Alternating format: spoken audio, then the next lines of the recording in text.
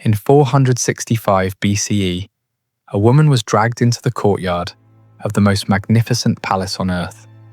What happened next was so brutal that even the hardened soldiers who witnessed it couldn't speak of it without trembling. Her crime? Saying no to the wrong man. But here's what makes this story truly horrifying. This wasn't an isolated incident. This was just one day in the Persian royal court, one crime in a decades-long pattern that turned the world's most beautiful palace into a chamber of psychological torture. And the man responsible, you know his name, you've seen his armies in movies, but you have no idea what he really was. History wants you to remember King Xerxes I of Persia as a warrior, as the man who led millions against Greece, as the builder of monuments that defied imagination. That's the story we tell ourselves because it's easier to digest. But what if I told you that behind those golden walls, a different war was being fought? One without swords or shields. One where the victims couldn't run, couldn't fight back, and couldn't even speak their truth without risking everything they loved. What if the greatest atrocity of Xerxes' reign had nothing to do with Greece? What if it was happening right under his own roof every single day to the people who should have been safest in his presence? Stay with me, because what you're about to learn will change everything you thought you knew about ancient Persia. And I promise you, by the end of this video, you'll understand why this story was buried for over 2,000 years. Let's start with a question that historians rarely ask. What does it actually do to a human being when everyone around them insists they're not human at all? October 486 BCE, the throne room of Persepolis. A 36-year-old man named Xerxes receives the crown of the largest empire the world has ever seen.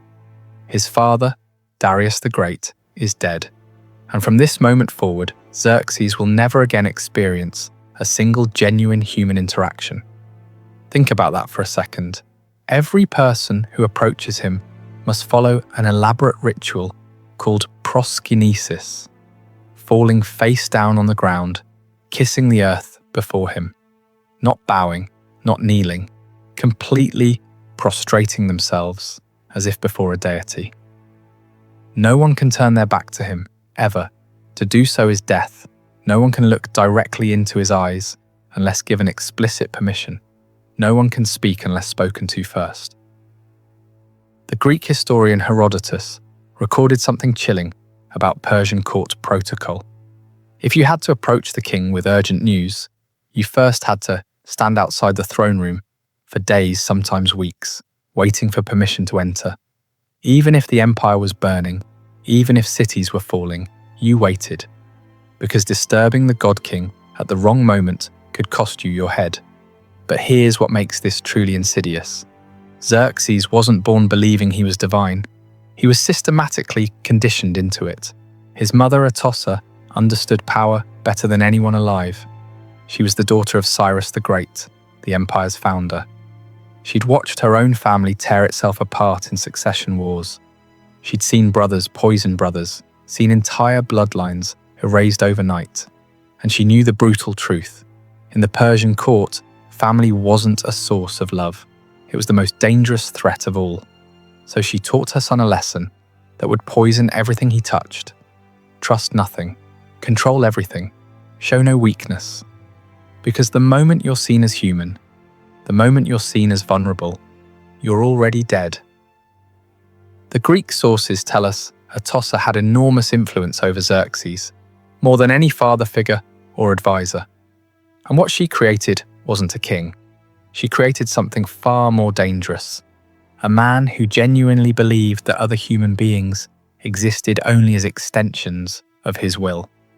Now let's talk about the place where this all unfolded, the royal household itself. Hollywood gets this spectacularly wrong. When we picture ancient Persian kings, we imagine some kind of eternal bachelor party, hundreds of wives, endless pleasure, a fantasy of absolute indulgence. But the reality was far more complex and, in some ways, far more disturbing. The Persian royal household, called the Anderun, was actually a sophisticated political institution.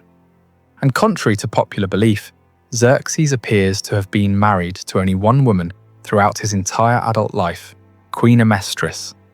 Think about the implications of that. This wasn't a harem of disposable women who could be ignored. Amestris was a permanent fixture, a woman of immense power in her own right. She owned vast estates, she commanded her own household troops, she held audiences with foreign dignitaries. Ancient records show she even controlled major construction projects across the empire. But here's the catch that makes this entire system so psychologically twisted. All of that power existed at Xerxes' pleasure. With a single word, he could strip it all away. The royal household was home to the most powerful women in the empire. The king's mother, his wife, his sisters, his daughters, and the wives and daughters of his closest relatives. These women lived in unimaginable luxury. They wore robes worth more than entire cities. They dined on delicacies brought from every corner of the known world. They were attended by hundreds of servants who existed solely to fulfill their wishes. But they were also prisoners. The Greek physician Xerxes, who served at the Persian court decades after Xerxes' death, left us descriptions of the royal household that sound like something from a nightmare. The women's quarters were sealed off from the outside world by massive walls and locked gates. Male visitors were forbidden entirely, except for the king himself and a small number of eunuchs who'd been castrated specifically to serve in the Anderun. The women could look out from high windows at the city below, but they couldn't leave. They could hear the sounds of life beyond the walls, but they couldn't participate in it. They had everything except the one thing that matters most: agency over their own existence. And here's what makes this even more horrifying. This wasn't seen as oppression. This was seen as honor, as protection, as the highest privilege a woman could achieve.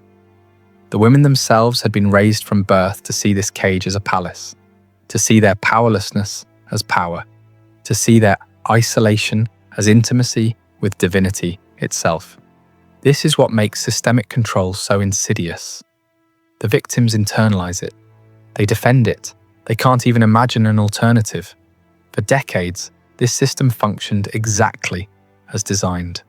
The official Persian records, carved into stone monuments across the empire, speak only of order, prosperity, and divine harmony. Everything was perfect, everything was controlled, and then something went catastrophically wrong. Here's where Herodotus enters the story. Writing about 30 years after Xerxes' death, he recorded an incident so disturbing that scholars have debated its authenticity for over 2 millennia. And I want to be clear with you, Herodotus was Greek, writing for a Greek audience who had every reason to hate Persia. His account could be propaganda, it could be exaggeration, it could even be complete fiction, but the details he provides are so specific, so psychologically precise, that they deserve our attention. According to Herodotus, sometime in the late 400s and 70s BCE, after the disastrous Greek campaign, after Xerxes had returned to Persia in humiliation, the king developed an obsession with the wife of his own brother, Mistress. This woman's name isn't even recorded. History didn't bother to preserve it. Let's call her what she was, a victim. She was married to one of the king's most powerful military commanders, a man who commanded armies and governed entire provinces. She was a mother. She was, by all accounts, living a relatively normal life within the constraints of royal culture. And Xerxes wanted her. Now this is where the story gets psychologically revealing, because Xerxes didn't just take what he wanted. Remember, he believed he was divine. He believed that everything and everyone existed for his pleasure. But even with all that conditioning, some part of him apparently still sought consent, still wanted to be desired, not just obeyed. So he approached her, made advances, made promises, and she said no. Think about the courage that took. This was the most powerful man on earth, who had absolute legal authority to take anything he wanted, who had executed people for far less than refusing him. And she looked him in the eye and said no. For most men, that would have been the end of it. Even for most tyrants, there would have been consequences, but the matter would have ended there. But Xerxes wasn't most tyrants. His conditioning had taught him that his desires were cosmic imperatives. That resistance to his will was a form of disorder in the universe itself, something that needed to be corrected, so he didn't give up. He simply shifted his focus to her daughter. Artante was probably in her late teens or early 20s. She was Xerxes' own niece, and unlike her mother, she apparently didn't have the strength, or perhaps the awareness, to refuse. The affair began, and here's where it gets even more twisted. Xerxes, who'd been rejected by the mother, now had complete control over the daughter, and some part of him needed to prove that control, to demonstrate his power in a way that would hurt the woman who dared to refuse him. According to Herodotus, Xerxes promised Artante anything she wanted, anything in the empire, name it, and it was hers. And Artante, whether manipulated into it or genuinely desiring it, asked for a specific robe, a magnificent, one-of-a-kind garment that had been personally woven by Queen Amestris herself, incorporating gold thread and Persian royal purple. It was a symbol of the queen's status, unique in all the world. Xerxes gave it to her. Now let's pause and think about what this means. Xerxes wasn't stupid. He knew exactly what he was doing. He knew that giving his mistress his wife's personal garment was a deliberate, calculated insult. He knew it would provoke Amestris, and on some level he probably wanted it to, because this is what absolute power does to empathy. It doesn't just diminish it, it inverts it. The suffering of others becomes entertainment. Conflict becomes sport. Other people's pain becomes proof of your own supremacy. When Queen Amestris saw her robe on Artante, she understood immediately what had happened, and she planned her response with the cold precision of someone who'd spent her entire life navigating the brutal politics of the Persian court. But here's what makes this story transcend simple palace intrigue. Amestris didn't target Artante. She targeted Artante's mother, the woman who had refused Xerxes in the first place, the woman who was, in every meaningful sense, completely innocent. According to Herodotus, Amestris waited for the perfect moment, the king's birthday celebration, a massive feast where Persian custom dictated that the king had to grant any request made of him. It was a sacred obligation, witnessed by all the most powerful nobles of the empire, and in front of everyone, Amestris made her request. She wanted the wife of Macistes delivered to her as a gift. Xerxes understood immediately what this meant. He begged Amestris to choose something else, anything else. He offered her cities, wealth, armies, but Amestris was bound by the same code that bound him. The request had been made publicly, and it could not be refused. The woman was delivered to the queen's custody. What happened next is so brutal that Herodotus himself struggles with the description. Amestris had the woman mutilated in ways specifically designed to destroy everything that made her a person. Her breasts were cut off. Her nose, ears, lips, and tongue were removed. And then she was sent back to her husband in this condition as a message. Let me be absolutely clear. This is one of the most horrifying acts of cruelty recorded from the ancient world. It's almost impossible to process the level of sadism involved. But we need to understand the psychology behind it. Amestris wasn't just punishing a rival. She was making a statement about power in the royal household. The message was clear. I am the queen. My authority in this domain is absolute, and anyone who becomes an object of the king's desire, even unwillingly, will be destroyed so completely that they'll serve as a warning for generations. But there's another layer here that's even more disturbing. By targeting the mother instead of the daughter, Amestris was punishing the woman for her virtue, for her refusal, for her loyalty to her husband. The message was, you should have submitted, you should have accepted. Your dignity, your moral code, your resistance. Those things are not virtues here. They're crimes. The woman's husband, Macistes, responded exactly as you'd expect, with absolute rage. He gathered his forces and attempted to rebel against his own brother.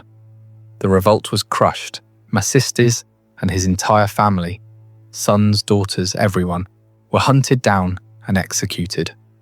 The woman who'd said no, the daughter who couldn't say no, and an entire bloodline were erased, all because one man believed his desires were divine imperatives.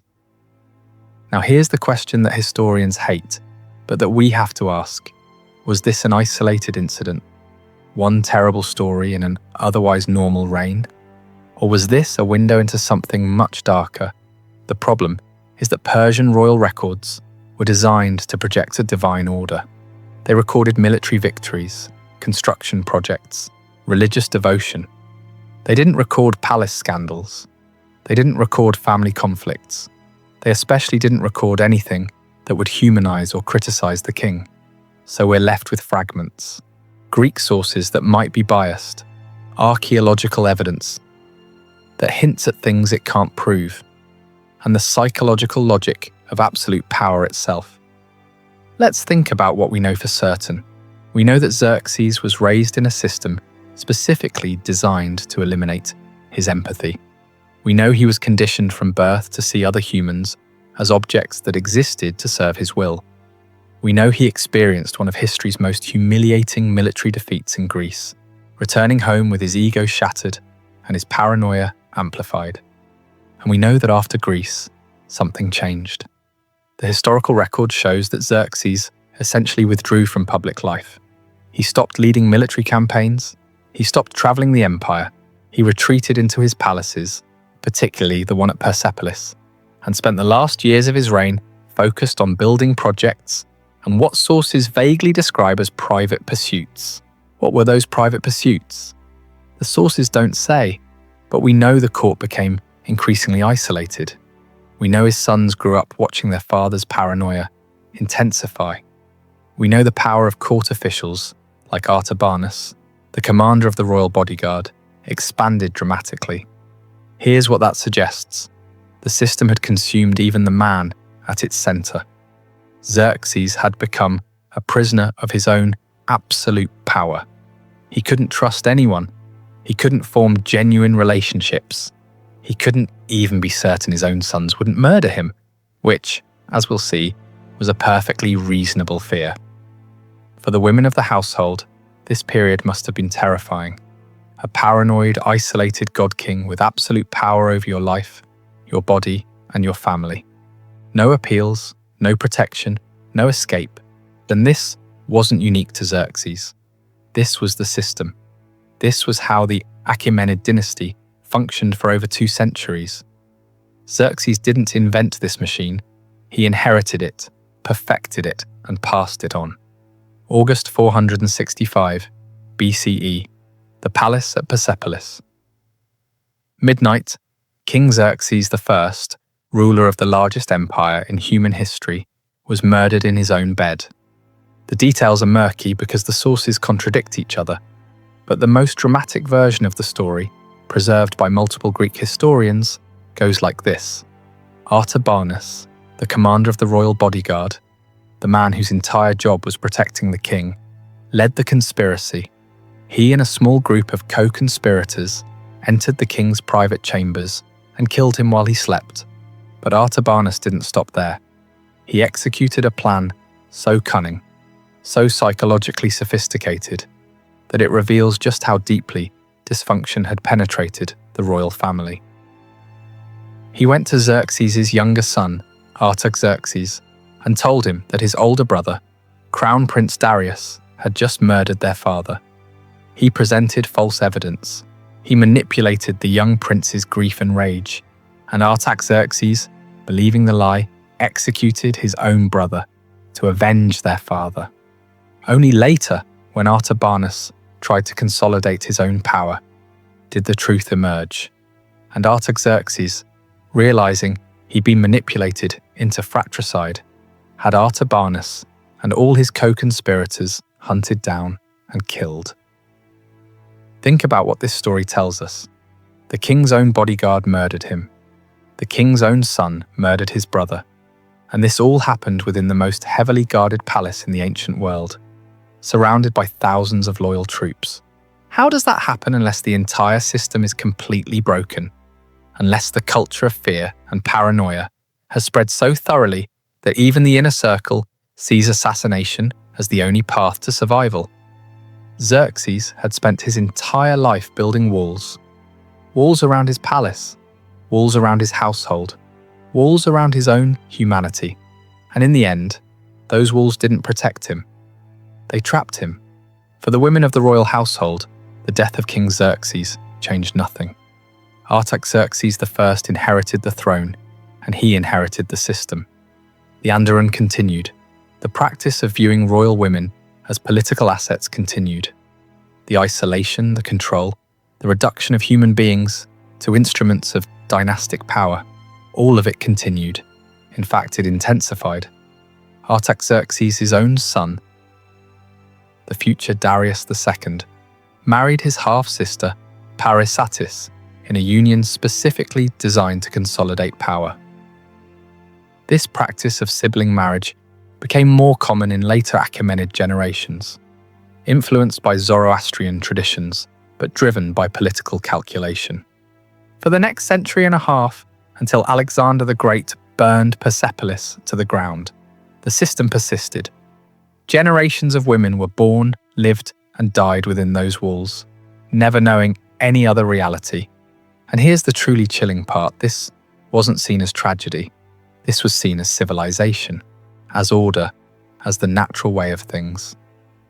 The guards who enforced it thought they were doing their duty. The priests who blessed it thought they were serving the gods. The women who suffered through it often defended it because they'd been taught from birth that this was honor, not horror. This is what systemic oppression looks like at its most effective, when the victims can't even recognize their own oppression. When the cage is so beautiful that you forget it's a cage at all.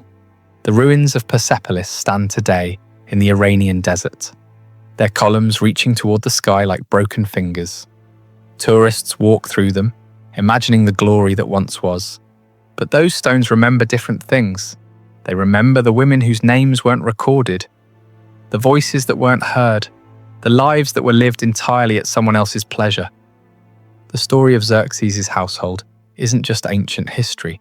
It's a warning that echoes across every century and every civilization. It shows us what happens when we build systems that place any human being beyond accountability, when we confuse power with divinity, when we convince ourselves that some people are born to rule and others are born to serve. The palace is ruins now. The empire is dust. But the lesson remains. Absolute power doesn't just corrupt the person who holds it. It corrupts everyone who participates in maintaining it. It twists love into control, duty into fear, and human beings into instruments. And that's not ancient history. That's happening right now, somewhere in the world, behind walls we can't see. The only question is, are we paying attention?